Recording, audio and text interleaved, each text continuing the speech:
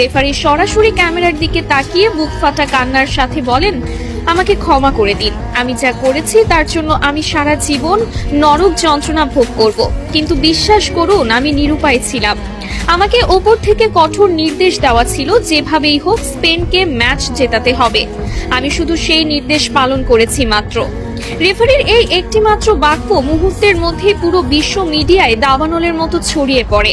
সারা বিশ্বের ফুটবল বোদ্ধা থেকে শুরু করে সাধারণ ভক্তরা রীতিমতো স্তব্ধ হয়ে যান। তিনি আরো ভয়ঙ্কর সব গোপন তথ্য ফাঁস করে বলেন, ম্যাচের আগের রাতেই আমার হোটেল রুমে থাকা ল্যান্ডলাইনে একটি গোপন কল আসে।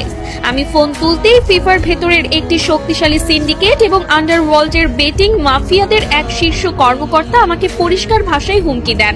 তিনি বলেন, যদি স্পেন এই ম্যাচ না জেতে তবে আমার রেফারিং ক্যারিয়ার চিরতরে শেষ করে দেওয়া হবে।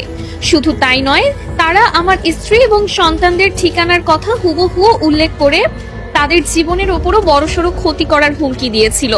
আমাকে পরিষ্কার ভাষায় বলা হয়েছিল, যদি তুমি কাল মাঠে আমাদের কথা মতো কাজ না করো তবে তোমার পরিবারের লাশও কেউ খুঁজে পাবে না। ইউরোপিয়ান ফুটবলের ওই কালো টাকার সিন্ডিকেট কোনোভাবেই মেনে নিতে পারছিল না যে লাতিন আমেরিকার একটি দল টানা দুবার বিশ্বকাপ নিয়ে যাবে।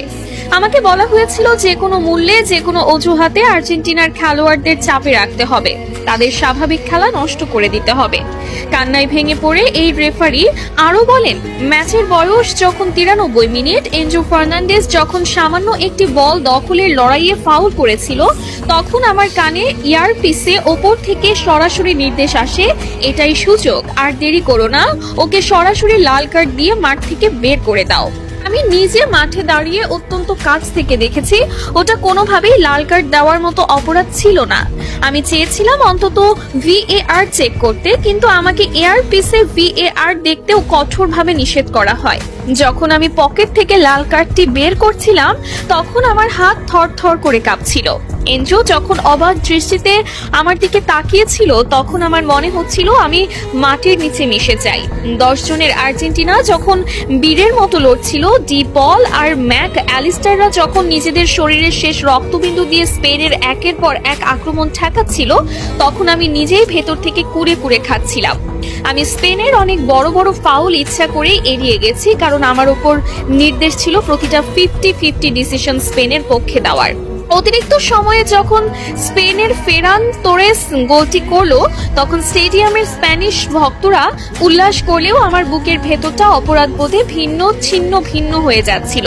চরম আক্ষেপের সুরে রেফারি আরো বলেন, ম্যাচ শেষে যখন দেখলাম লিওনেল মেসি মাঠের মধ্যে বসে শিশুর মতো কাঁদছে, লিয়ান্ড্রো পারদেস রাগে ফেটে পড়ে হাতাহাতি করছে, এনজো ড্রেসিং রুমে বসে হাহাকার করছে, তখন আমার মনে হচ্ছিল আমি যেন একজন খুনির চেয়েও অধম। আমি ফুটবলের ঈশ্বরকে কাঁদিয়েছি।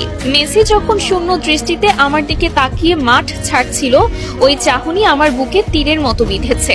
গত কয়েক রাত আমি এক মুহূর্তের জন্য দু চোখের পাতা এক করতে পারিনি।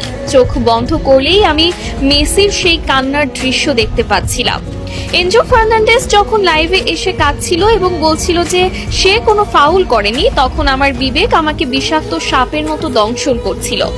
জীবনের ঝুঁকি নিয়ে রেফারি সবার সামনে আকুতি জানিয়ে বলেন, আমি জানি এই সত্যিটা বলার পর আমার ক্যারিয়ার আজ থেকেই শেষ হয়ে যাবে, হয়তো আমার জীবনের ওপরও হুমকি আসবে। ফিফার মাফিয়ারা আমাকে শান্তিতে থাকতে দেবে না। আমি জানি না কাল সকালে আমি আর বেঁচে থাকবো কিনা, কিন্তু আমি আর এই মিথ্যার বিশাল বোঝা বুকে নিয়ে বাঁচতে পারছিলাম না।